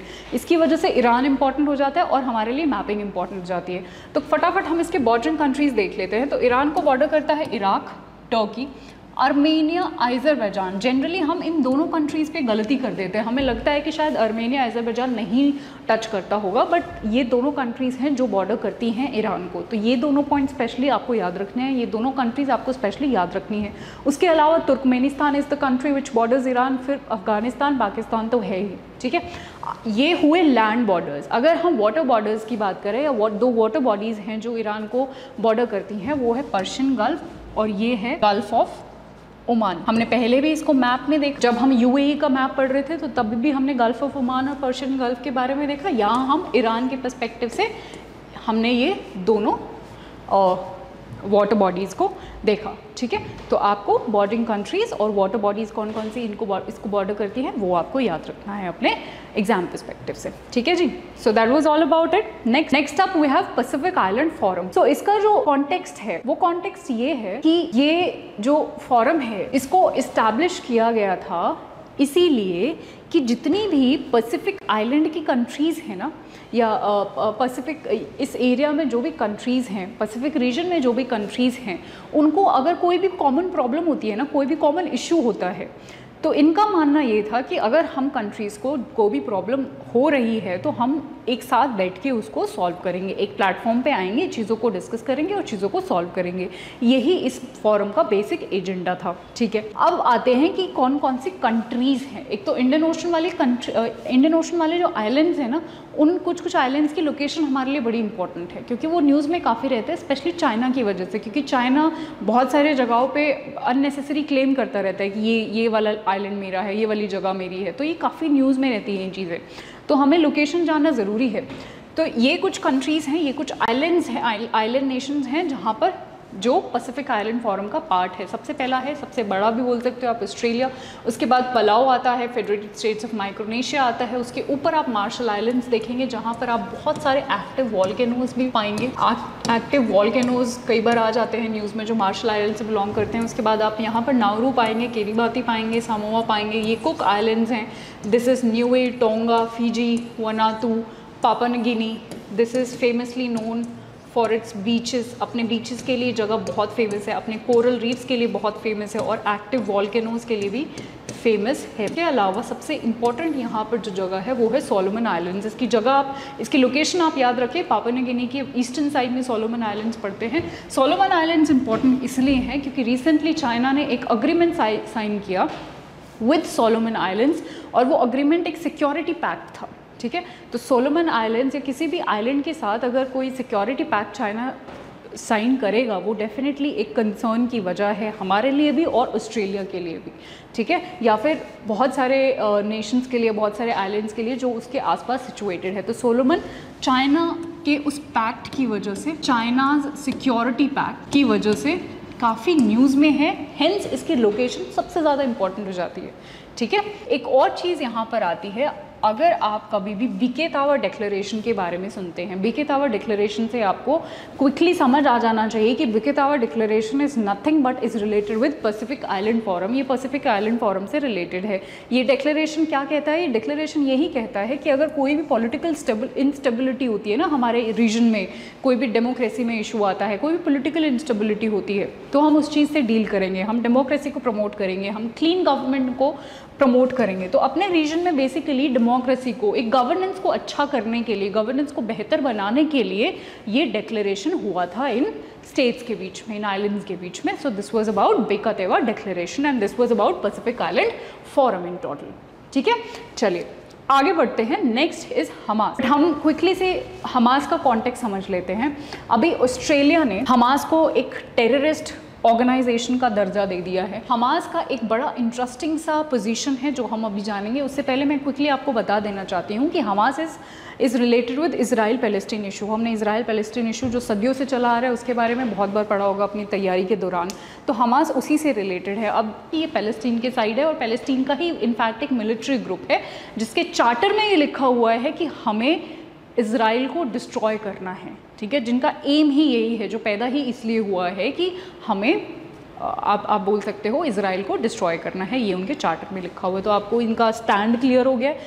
अब जो पोजीशन की मैं बात कर रही थी कि एक बहुत इंटरेस्टिंग पोजीशन होल्ड करता है हमास, वो ये है क्योंकि हमास ना बहुत सारी जगहों पे या कुछ जगहों पे, जैसे फॉर एग्जांपल गाजा स्ट्रिप में गवर्नमेंट रन करता है। It runs government. This terrorist organisation जो ऑस्ट्रेलिया ने अभी जिसको टेररिस्ट ऑर्गेनाइजेशन घोषित कर दिया है, imagine that organisation is running a government, ठीक है, in Gaza strip. On the other hand Lebanon, आप यहाँ पर देख पा रहे होंगे, लेबनान में ये एक पॉलिटिकल ऑर्गेनाइजेशन है लेबनान में, ठीक। और बहुत सारी जगहों पे ये टेररिस्ट ग्रुप है। इसीलिए मैं बोल रही थी कि एक बड़ा इंटरेस्टिंग सा पोजीशन है इसका। कुछ जगह पर सरकार चला रहा है, कुछ जगह पर पॉलिटिकल ऑर्गेनाइजेशन के तौर पे काम कर रहा है, कुछ जगह पर टेररिस्ट है। अभी ऑस्ट्रेलिया ने क्या किया है, ऑस्ट्रेलिया ने ये किया है कि ऑस्ट्रेलिया ने ना जो टेररिस्ट ऑर्गेनाइजेशन वाला आर्म था इसका, उसको तो टेररिस्ट पहले से ही घोषित किया हुआ था, बट कोविड के टाइम्स में ऑस्ट्रेलिया की कुछ इंटेलिजेंस एजेंसी ने ये पता लगाया कि कोविड के टाइम पे ये जो ग्रुप है ये साइबर टेररिज्म काफ़ी ज़्यादा बढ़ा रहा है, ठीक है, बच्चों को बहुत ज़्यादा टारगेट कर रहा है कि वो टेररिज्म के लाइन में आ जाएं। इसीलिए ऑस्ट्रेलिया ने क्या किया कि इस पूरे ग्रुप को ही उठा के, चाहे आप गाज़ा स्ट्रिप में गवर्नमेंट रन कर रहे हो, हमें कोई मतलब नहीं है, हम आप पूरे ग्रुप को हम टेररिस्ट ऑर्गेनाइजेशन घोषित करते हैं, ठीक है। ये इसका रीसेंट कॉन्टेक्स्ट था, ठीक है जी। चलिए next topic, next is Falkland islands. Again जब भी हम आइलैंड्स के बारे में पढ़ते हैं, मैंने बताया आपको दो चीज़ें क्लियर रखनी है। सबसे पहले अगर वो कोई डिस्प्यूटेड एरिया है तो वो किन दो टेरिटरीज़ के बीच में या किन दो कंट्रीज़ के बीच में डिस्प्यूटेड एरिया है, एंड सेकंड उसकी लोकेशन हमारे लिए इंपॉर्टेंट हो जाती है। सो फर्स्ट क्वेश्चन, यूके और अर्जेंटीना के बीच में ये एक डिस्प्यूटेड क्लेम है। अगर आप इसकी लोकेशन देखेंगे ना तो आपको बहुत क्लियर हो जाएगा कि ये क्यों है अर्जेंटीना और यूके के बीच में। हमें पता है this is the map of south America, यहाँ पर अर्जेंटीना सिचुएटेड है। तो अर्जेंटीना के पास यहाँ पर आपको फॉकलैंड आइलैंड्स देखने को मिलेंगे। आपने ज्योग्राफी में फॉकलैंड करंट्स भी पढ़े होंगे, वही है ये जो यहाँ से वो करंट्स ओरिजिनेट होते हैं। This is the same island, Falkland islands. UK क्या करता है, यूके यहाँ बैठ के, यूरोप में यहाँ इतनी दूर बैठ के इसको कंट्रोल करता है, ठीक है। तो अर्जेंटीना कहता है कि ठीक है, आपने कॉलोनाइजेशन के टाइम पे इसको एक कॉलोनी बनाया हुआ था, बट अभी आपको जाना चाहिए क्योंकि अभी ये डीकॉलोनाइजेशन का एरा है और हम इसके पास में सिचुएटेड हैं, तो हम इसकी देखभाल कर लेंगे, तो आपको जाना चाहिए। सो बेसिकली ये फॉकलैंड आइलैंड्स इन दोनों कंट्रीज़ के बीच में एक डिस्प्यूटेड टेरिटरी है। यूके कहता है कि ये हिस्टोरिकली मेरा पार्ट है और अर्जेंटीना कहता है कि नहीं, दिस इज़ माई पार्ट, ठीक है। हम उसके बहुत डिटेल्ड हिस्टोरिकल बैकग्राउंड में नहीं जाएंगे, हमारे लिए लोकेशन ज़्यादा इंपॉर्टेंट है।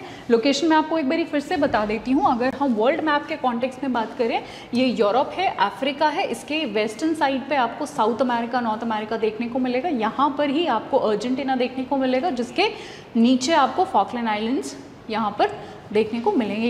ये आप ओशन करंट्स में भी ज्योग्राफी वाले पार्ट में आप पढ़ेंगे, ठीक है। ये इसका थोड़ा सा हिस्टोरिकल बैकग्राउंड है, वेयरइन ये वही कह रहे हैं कि ब्रिटिश ने पहले जो भी है कॉलोनाइज कर लिया था। उसके बाद ये जो स्पेन वाला एंगल है, स्पेन वाला एंगल ये है कि अर्जेंटीना जो था स्पेन की एक कॉलोनी था, तो बीच में ऐसा भी हुआ था कि स्पेन ने भी फॉकलैंड आइलैंड्स को जीत लिया था, बट फिर स्पेन ने विड्रॉ कर लिया, स्पेन बेसिकली छोड़ दिया, स्पेन ने छोड़ दिया इस आइलैंड को और यूके ने फिर से आके इसको अपने अंडर कर लिया। तो ये इसका एक थोड़ा सा हिस्टोरिकल बैकग्राउंड है जो आप ध्यान रख सकते हैं। But anyways, what is most important for us is to understand, is to remember the location of it. और ये यूके और अर्जेंटीना के बीच में एक डिस्प्यूटेड टेरिटरी है, इतना ही आपको याद रखने की ज़रूरत है। Moving ahead, next topic is Doda brand product. हाँ जी, तो इस टॉपिक के बारे में हम बात कर रहे थे। डोडा ब्रांड प्रोजेक्ट जो है, ये है वन डिस्ट्रिक्ट वन प्रोडक्ट से related. One district one product के बारे में आपने सुना होगा, ठीक है। यूपी से जो शुरू हुआ था, अब पूरे इंडिया में है, बट वो शुरू यूपी से हुआ था। वन डिस्ट्रिक्ट वन प्रोडक्ट क्या कहता है कि आपके डिस्ट्रिक्ट में कोई भी ऐसा प्रोडक्ट है जो कि बहुत स्पेशल है या वो आपके डिस्ट्रिक्ट का इंडिजीनियस प्रोडक्ट है, तो हमें सरकार को, गवर्नमेंट को उस प्रोडक्ट को प्रमोट करना है, ठीक है। ये इसका मेजर ऑब्जेक्टिव है। उस स्पेशल ऑब्जेक्ट को या स्पेशल जो भी चीज़ है, प्रोडक्ट है एक एरिया का, उसको प्रमोशन के लिए one district one product was launched by our government. Recently एक प्रोडक्ट को वन डिस्ट्रिक्ट वन प्रोडक्ट के तहत लाया गया है जो कि डोडा से बिलोंग करता है। डोडा एक डिस्ट्रिक्ट है जम्मू एंड कश्मीर में। So Doda is a town which falls under Jammu territory of Jammu and Kashmir. और प्रोडक्ट का जो नाम है वो है लैवेंडर। लैवेंडर के आपने फूल देखे होंगे, ऐसे पर्पल कलर के फ्लावर्स होते हैं, बहुत very beautiful flowers they have, और ये बहुत एक्सपेंसिव भी होते हैं। ऐसा कहा जाता है कि इनमें से जो ऑयल निकलता है दैट इज़ अराउंड 10,000 लीटर्स, 10,000 पर लीटर, 10,000 पर लीटर, 10,000 पर लीटर का ऑयल पड़ता है इनका। तो आप समझ सकते हैं कि इनकी इकोनॉमिकल वैल्यू काफ़ी ज़्यादा है। तो अभी रिसेंटली डोडा जो डिस्ट्रिक्ट था उसने अभी ये अपना जो है प्रोडक्ट को लैवेंडर को ये डेजिग्नेशन मिला है, ठीक है। तो आपको इतना ही याद रखना है इसके बारे में। 1 डिस्ट्रिक्ट 1 प्रोडक्ट के बारे में मैं आपको बता चुकी हूँ, जम्मू कश्मीर से बिलोंग करता है, ये भी हमें पता चल चुका है। चलिए आगे बढ़ते हैं। चीता comes under the vulnerable category, okay, vulnerable category. तो आप उससे समझिएगा कि ये अफ्रीकन चीता की बात हो रही है, ठीक है, क्योंकि काफ़ी ज़्यादा है तो वल्नरेबल में डाला है, अभी कोई ज़्यादा खतरा है नहीं उन पे। But at the same time जब क्रिटिकली एंडेंजर्ड चीता की बात होती है तो समझिएगा कि वो चीता एशियाटिक चीता है, क्योंकि एशिया में चीता का नंबर काफ़ी कम है, ठीक है, इसलिए हमने उनको क्रिटिकल एंडेंजर्ड कैटेगरी में डाला हुआ है। तो आपको ये 2 कैटेगरीज में डिफरेंस पता होना चाहिए, ठीक है, आप ये वाला पॉइंट याद रखें, ठीक है। हमने पढ़ लिया, आई होप आपको सारे फैक्ट्स और पूरा जो भी इसकी एक हिस्ट्री थी जो हम इतने टाइम से ट्राई कर रहे हैं, that is clear to you now. This was all about this topic and with this we come to the end of our lecture. I hope आपको पसंद आया होगा, आई होप आपको हेल्पफुल रहा होगा, और ऐसे ही हम मार्च के प्लेसेस इन न्यूज़ भी लेकर आएंगे। Till then stay tuned, thank you so much.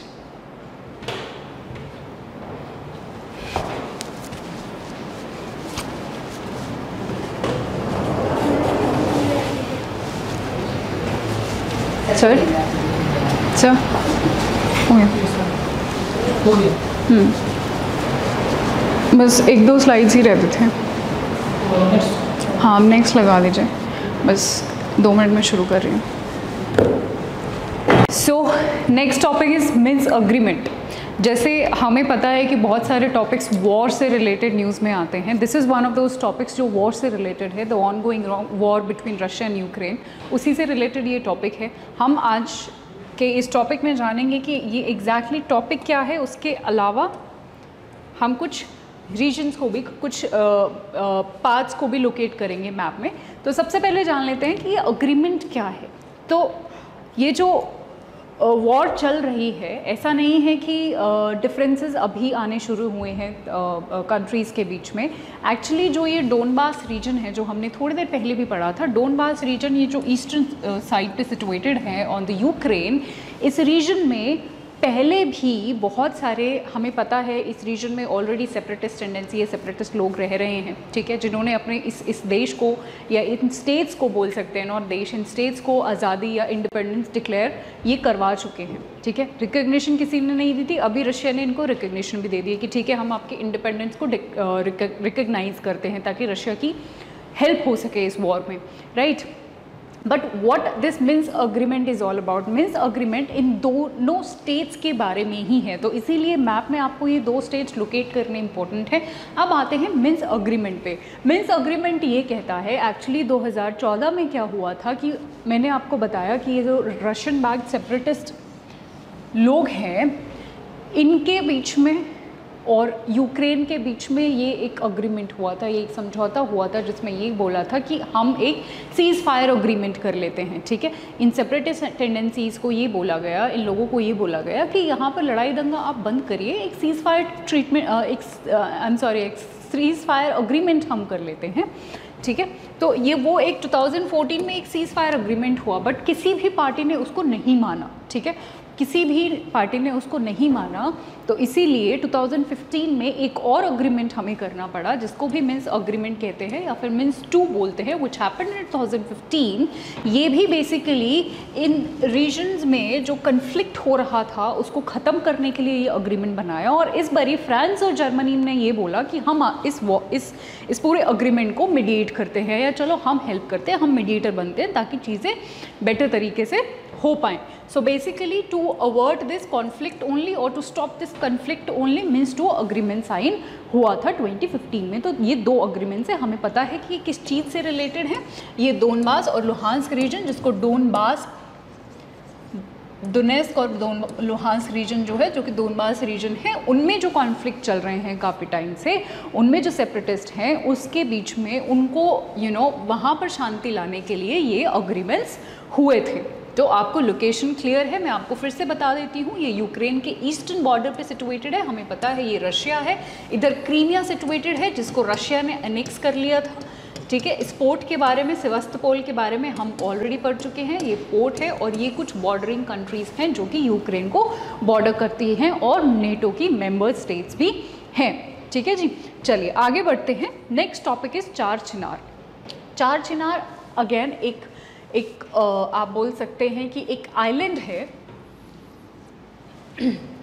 कहाँ पर सिचुएटेड है, ये हमारा पहला क्वेश्चन है। चार चिनार जो आइलैंड है वो कहाँ पर सिचुएटेड है? It is situated in the Dal lake, जो कि श्रीनगर में प्रेजेंट है। तो ये पहला क्वेश्चन हमने डील कर लिया लोकेशन का। डल लेक में सिचुएटेड है, कश्मीर में। रिसेंटली क्या हुआ है, एक्चुअली 2014 में ना यहाँ पर एक कुछ ट्रीज़ थे, आप बोल सकते हो कि चिनार पेड़ों का नाम होता है। ये ट्रीज़ थे जो कि फ्लड्स की वजह से वहाँ पर डिस्ट्रॉय हो गए थे। तो अभी हमने वहाँ पर डल लेक में जो है ये इनको फिर से प्लांट किया है, इसीलिए ये न्यूज़ में था। सो रिसेंटली 2 टॉल ट्रीज़ वर प्लांटेड। ठीक है, कहाँ पर? ज़बरवान हिल्स भी यहाँ पर पड़ता है, तो यहीं पर हमने इसको क्या किया है, प्लांट किया है। मैंने जैसे आपको बताया कि 2014 में फ्लड्स की वजह से ख़त्म हो चुके थे, डैमेज हो चुके थे, पर हमने इनको फिर से लगाया है। आपको क्या याद रखना है, आपको ये लोकेशन याद रखनी है कि ये डल लेक में हमने लगाया है, तो श्रीनगर से बिलोंग करता है। ठीक है, और उसके बाद ये ट्री की स्पीशीज़ है, ये हमें याद रखनी है चीज़। ठीक है, this was all about Char Chinar, you need to remember for your exam perspective. आगे बढ़ते हैं। Next topic is Deocha Pachami coal block. ठीक है, इसका कॉन्टेक्स्ट पढ़ते हैं हम, एक कॉन्टेक्स्ट समझते हैं कि ये न्यूज़ में क्यों था, उसके बाद हम इसकी लोकेशन भी देखेंगे। सबसे पहले मैं आपको बताना चाहती हूँ कि रिसेंटली कुछ कोल ब्लॉक का जो जिम्मेदारी है वो सेंट्रल गवर्नमेंट ने वेस्ट बंगाल गवर्नमेंट को, मतलब ममता बनर्जी को दी थी कि आप इसको संभालिए, आप इसका काम करवाइए। ठीक है, लेकिन ये जो प्रोजेक्ट है पूरा, ये काफ़ी कंट्रोवर्सीज़ में रहा था, काफ़ी कंट्रोवर्शियल पॉइंट है ये, काफ़ी कंट्रोवर्शियल प्रोजेक्ट है ये, और बहुत सारी चीज़ों की वजह से। एक्चुअली 2 मेजर पॉइंट्स है जिसकी वजह से ये कंट्रोवर्सी में रहा है। सबसे पहला है ecological concerns and second is what, आप बोल सकते हो डिस्प्लेसमेंट।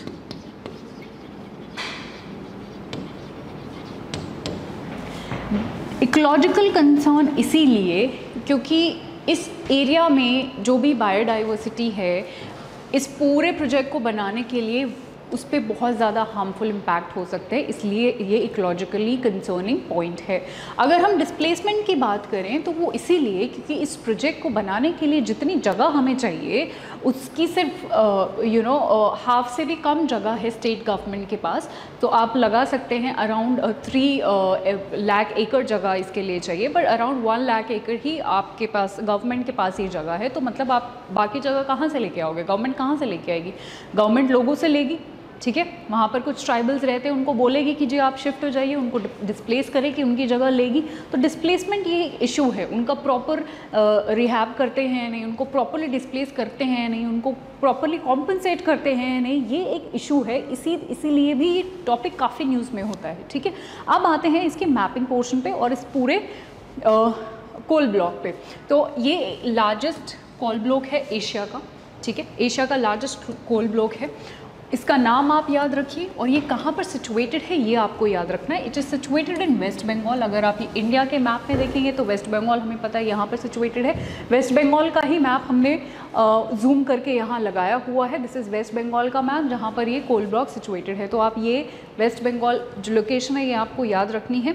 इसके अलावा मैंने आपको कॉन्टेक्स्ट बता दिया है, एक फैक्चुअल पॉइंट बता दिया है इसके बारे में, इतना भी याद रखें इसके बारे में। ठीक है, चलिए आगे बढ़ते हैं। Next topic and the last topic of the day is India's first चीता सेंचुरी। इंडियाज़ फर्स्ट चीता सेंचुरी। हमें पता है हमारे यहाँ तो चीता एक्सटेंट हो गए थे, इंडिया में एक्सटेंट हो गए थे 1952 में चीता एक्सटेंट हो गए थे। ठीक है, इन विच ईयर? In 1952, right.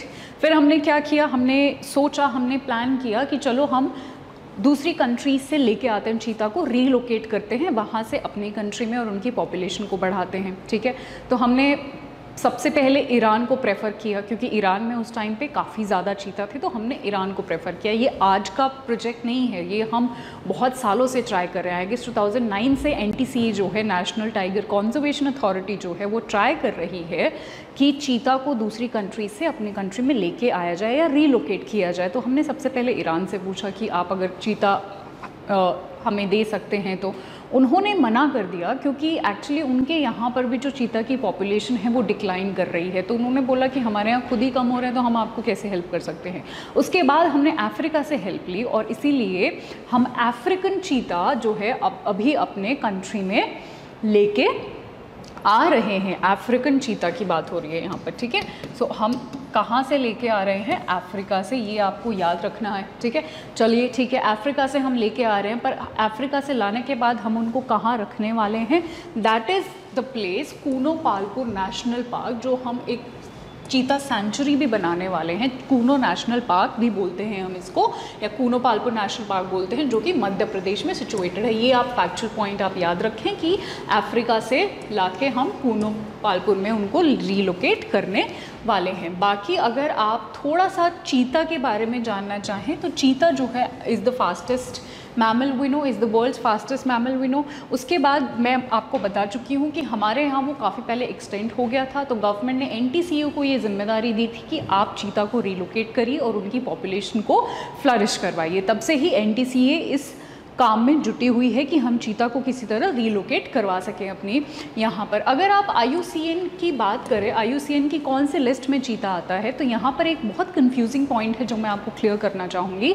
यहाँ पर कंफ्यूजिंग पॉइंट ये है कि चीता की 2 स्टेटसेस हैं, पर वो आपको क्लियर रखना पड़ेगा कि कौन सा स्टेटस है। अगर हम अफ्रीकन चीता की बात करें तो अफ्रीका में अभी अच्छे खासे नंबर में चीता प्रेजेंट है, इसलिए हमने उनको वल्नरेबल कैटेगरी में डाला है। तो जब यहाँ पर वल्नरेबल कैटेगरी की बात हो रही है, जब यहाँ पर ऐसा लिखा जा